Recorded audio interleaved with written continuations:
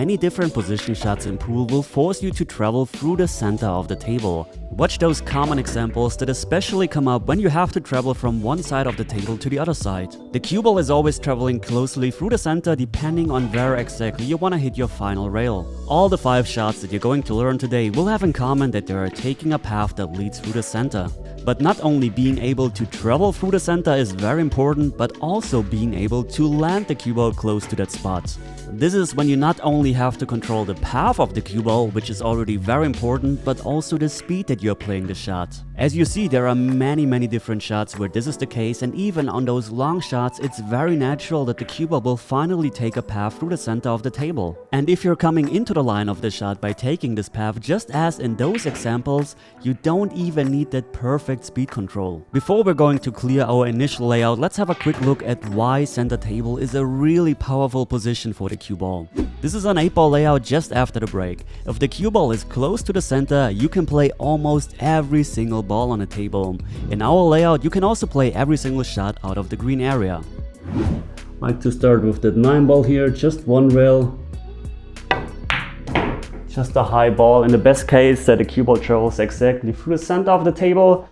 But how exactly do you calculate this one rail path? Well, it's actually pretty simple. If you're not having a lot of angle, the cue ball will drift more to this side of the table. So you could either hit just lower on the cue ball, which makes speed control a bit more difficult. That's why I like to hit still follow on the cue ball, but just use a touch of right spin instead.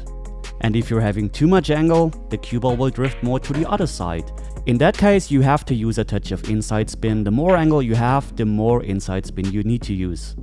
There is actually a sweet spot where you just have to play a follow shot and the cue ball will travel perfectly to the center of the table. But every one of you has a different type of stroke, a different tip on the cue, and a different definition of maximum high on the cue ball, so your personal sweet spot might differ from mine.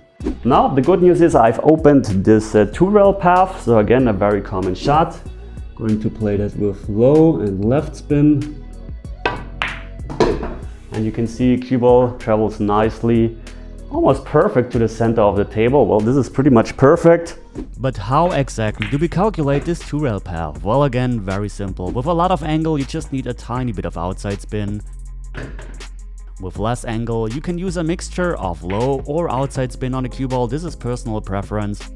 And with even less angle, you have to force the cue ball, either again with just low on the cue ball, or you can also add a touch of outside spin, but be aware that the cue ball will gain some speed off the 2 rails. I think I'm going to use that 3-ball here. Again, a very common shot, going to play it with just left spin to here, probably going to hit the 3rd rail here, and again, center of the table.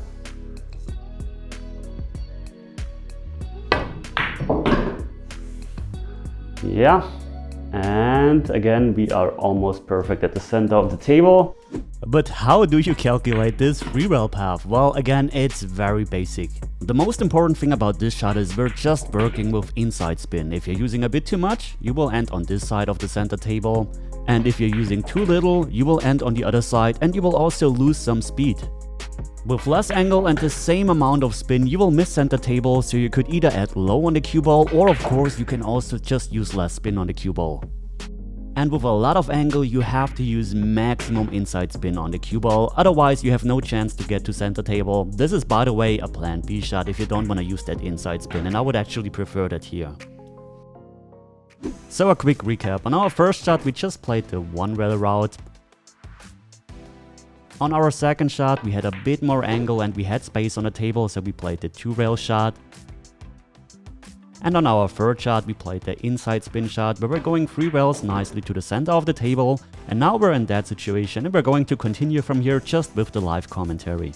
So I'm taking that 14-ball, just going to use a tiny bit of left spin and tie here to avoid the 2-ball. You can see, without that left spin, the cue ball would have run into the 2-ball. So, let's see what we got here. Could play basically every shot here. Let's go for that. Let's go for that 7-ball. Just right spin here, 2 rails.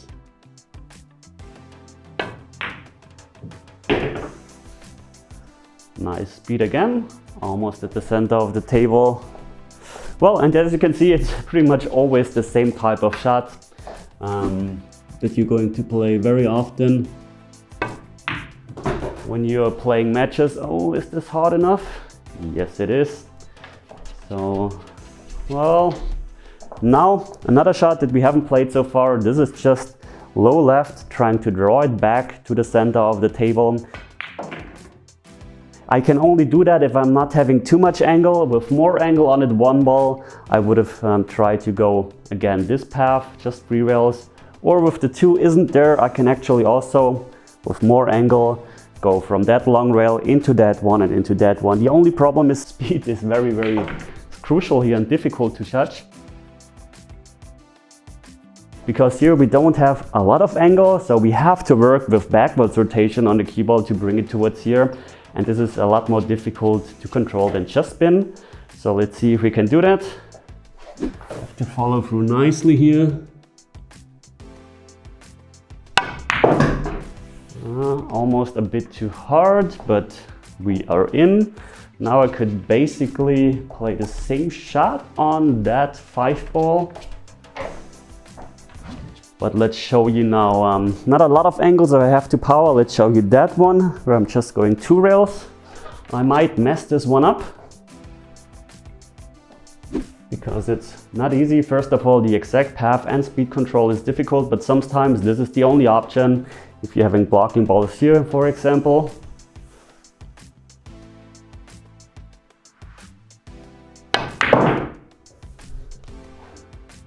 But this was very, very well played. We are in. So 2 more shots to come. I think here I'm going for that 5 ball. Just going to use again left spin here.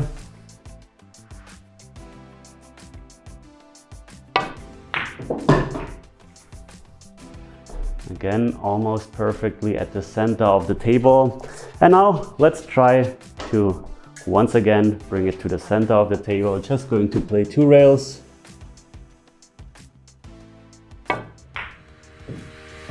This is really, really interesting. I actually was afraid to mess up this last shot. When I was actually down, I was thinking, well, this was a really, really nice attempt. So yeah, just a mental mistake here. And if you want to learn how to avoid those mental traps, then check out my training course, The Mental Edge, with 12 key lessons on the mental game. So I hope you've enjoyed this video. It was a remastered version of an older video, but I decided to re-upload it because it's just so important and as many people as possible should watch this video to improve the game. And if you want to improve your game, then just subscribe to this channel.